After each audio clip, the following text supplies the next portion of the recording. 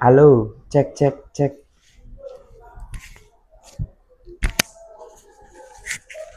Saya panggil Pak Arus sama Pak Mok di sini karena mau ngobrol-ngobrol. Yang dipanggil itu bukan berarti bermasalah ya.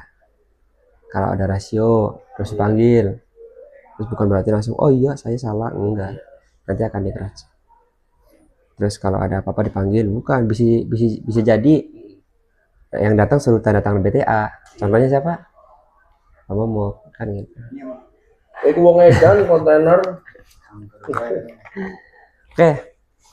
Kalau pagi tadi kita bahas tentang defensive driving. Ya. Jadi defensive driving itu intinya berkendara dengan waspada kan gitu ya, Pak Arul. Berkendara dengan hati-hati. Berkendara dengan memperhatikan area sekitar. Hati-hati, pengendara lain itu tidak selalu punya perilaku yang benar. Bisa jadi pengendara lain ugal-ugalan. Kalau kitanya tidak bisa jaga jarak atau kita tidak bisa mengantisipasi sejak awal nih, ya udah pasti kejadian. Karena kalau kita berkendara itu pasti akan selalu bertemu dengan namanya potensi kecelakaan. Banyak potensi kecelakaan itu. Satu, pengendara motor, pengendara mobil, tikungan, area jalan, ya perempatan, kontur, medan, terus apalagi Pak, area toko, ya rambu lalu lintas, semuanya Pak.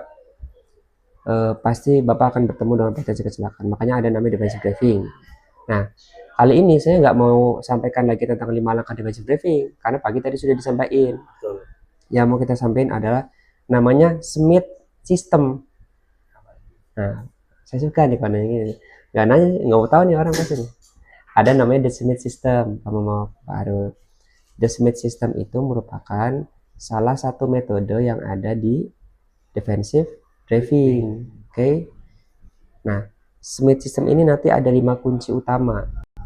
Yang semua itu fokusnya kemana? Ke tingkat kewaspadaan yang tinggi dari kita sendiri terhadap apapun di sekitar. Coba perhatiin. Nah, 5 kunci Smith System ini Pak. Yang pertama ada ini, kalau bahasa Inggrisnya ini Pak, I am high in steering. Kita pakai bahasa Indonesia aja. Ya, kunci the Smith System itu kita bikin sederhana. Satu, kita kalau bawa mobil pandangan jauh ke depan, lihat jauh ke depan Pak. Lihat jauh ke depan. Arahkan pandang sejauh mungkin yang Bapak bisa.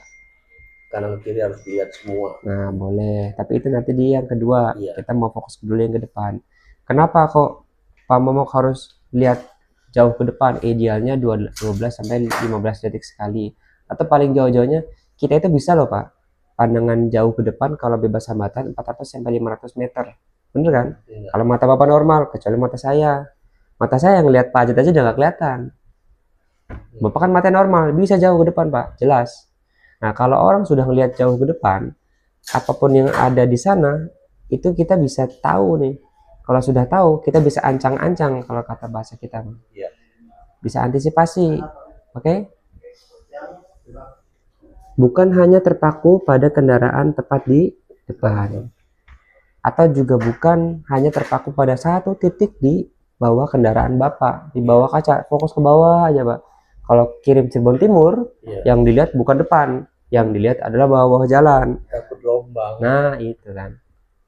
Kalau kirim ke Indramajuan, yang dilihat bukan ke depan, tapi yang dilihat adalah kiri kanan jalannya. Bisi mobilnya anjlok kan? Ya. Betul. Itu harus Pak, memang harus. Cuman yang pertama ini fokus dulu ke depan, ya. Fokus pada titik jauh di jalur, bukan pada bemper kendaraan depan. Terus tolong kenali rambu dan kondisi lalu lintas lebih awal, itu gunanya memandang pinggir jalan. Betul. Terus di tikungan arahkan pandangan ke titik hilang jalan. Ya, jadi kalau Bapak nikung nih Pak, ya, ketika Bapak nikung, itu biasanya kan ada titik-titik buta ya. Nah, itu tolong hati-hati, titik butanya banyak. Ada pohon, pelang, spanduk, tembok, ya. Oke, itu yang pertama. Jauh atau lihat pandangan jauh ke depan. Yang kedua, get the big picture. Mudahnya ini, Indonesianya melihat gambaran secara menyeluruh. Ya, ini yang tadi Pak Momok bilang, lihat kanan kiri sekitar. Nah, betul. Kita harus memahami keseluruhan situasi di sekeliling kendaraan. Namanya juga defensif, bertahan. Ya. Posisinya di mana aja yang kita lihat, depan, samping, dan juga belakang. Bukan hanya satu titik. Ya, perapatan masih ada itu. Boleh. Salah satu penerapan itu. Nah, cara penerapannya seperti apa? Satu, yang wajib adalah jaga jarak aman dulu. Kalau Bapak sudah menjaga jarak aman, itu pandangan Bapak pasti luas, ya. Jaga jarak aman kita pakai metode 4 detik. Yang kedua, periksa spion setiap 5-8 detik sekali. Jadi Bapak jangan mager-mager untuk sering cek kaca spion, ya. Yang ketiga, kenali blind spot kendaraan sendiri dan blind spotnya orang lain. Bapak bawa mobil box nih, blind spot Bapak kan kiri, kanan, belakang. Sama Pak, kalau di depan Bapak ada mobil yang sesama box, mereka juga punya titik blind spot atau titik buta. Oke? Jadi pastiin Bapak ngelihat sekeliling Bapak. Kalau Bapak nggak begitu, nanti bisa terjadi kayak gini. Motor di samping kanan dan kiri, karena Bapak nggak ngelihat, ngambil lajur orang, geser ke kanan sedikit, nyenggol apa Pak Arul? Pemotor, ya. Atau ketika di depannya sebelah kanan ada mobil, dari Bapak dari kiri mau kanan mau kiri, yang terjadi apa? Cross. Dulu pernah terjadi sayar di lampu merah yang mau ke apa namanya? Kangraksan. Itu Pak. Siapa saya? Dulu ya, pas awal gabung di Cirebon. Renmek. Itu ya, pas baru gabung, eksiden di Kangraksan. Itu karena Pak Sayar tidak melihat posisi di sekitarnya. Ya sama-sama salah. Ingat Pak tadi ya. Si blind van-nya juga salah Pak, Renmeknya. Dia salah ngambil lajur. Mau ke kiri, dia di kanan. Posisinya Pak Sayar ada di kiri, mau lurus. Nah, jadi gini. Tuh Pak, garet jadi set. Yes. Yang kedua, melihat area sekeliling. Yang ketiga, jaga mata tetap bergerak. Jadi si mata itu tolong selalu aktif. Nih, Papa mau kalau bawa mobil nih. Yang mau parkir merem Pak. Matanya harus aktif Pak mau. Ya. Aktif tuh matanya selain spion. Kanan kiri. Iya, wah iya gaya. Mari aktif mau. Kalau berkendara matanya aktif untuk menghindari mata lelah. Jadi coba nih, Bapak kalau mau tidur matanya gerak-gerak Pak? Enggak Pak, mata Bapak merem. Biar cepat tidur, itu posisi mata kita slow. Ya, satu titik aja pasti ngantuk, bener kan? Beda Pak, kalau Bapak matanya kemana-mana, itu nanti akan memberikan stimulan. Stimulan itu memberikan apa namanya, dorongan lah ke mata buat ayo mata gerak, ayo mata aktif, ayo mata tetap sadar, konsentrasi. Intinya itu.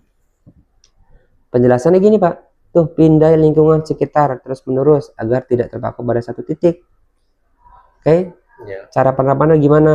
Sering alihkan pandangan minimal 2 detik sekali, ya Pak. Mau Bapak lihat kaca spion, mau Bapak cek bawah, lihat mata ke depan, pokoknya selalu dan sering dicek.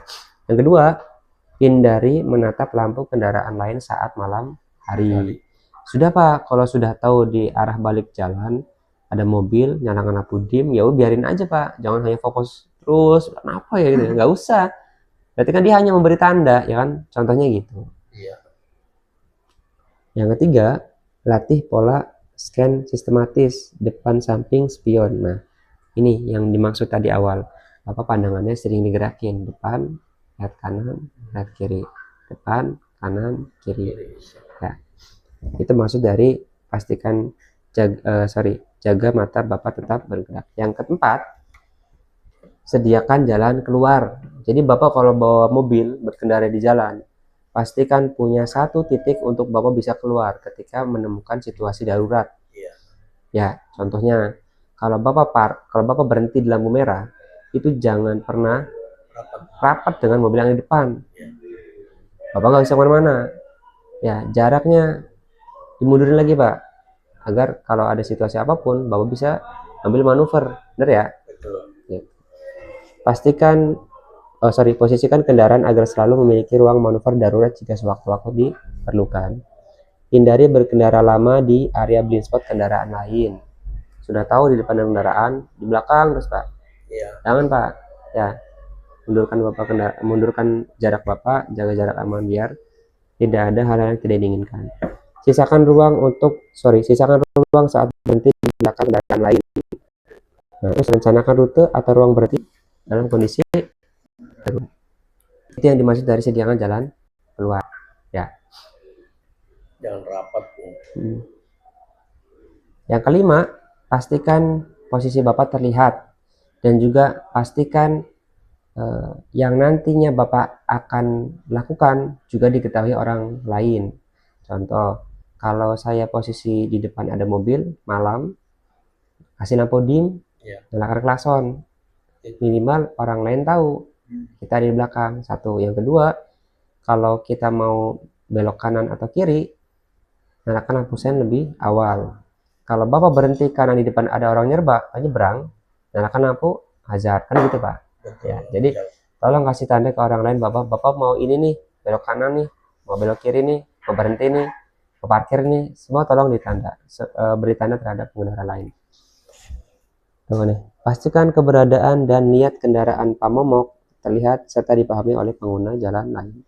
Gunakan sen secara konsisten dan juga cukup awal. Yang kedua, nyalakan lampu utama meski siang hari. Biar apa?